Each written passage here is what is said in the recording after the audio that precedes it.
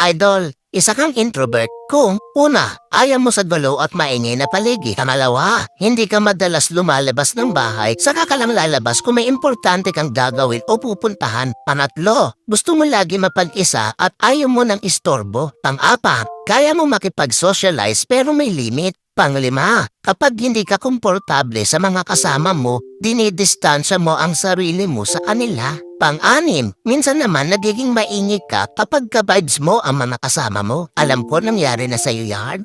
Pang-pito, hindi mo alam kung paano magsimula o mag-respond ng conversation sa ibang tao. Kaya madalas lumingiti ka na lang o di kaya tatahimik. Pang-walo, hindi ka rin expressive na tao kaya madalas kang ma-misinterpret ng iba. Pang-siyam, straightforward kang tao pero madalas iniiwasan mong magbitiw ng masakit na salita kapag alam mong sensitive ang taong pagsasabihan mo.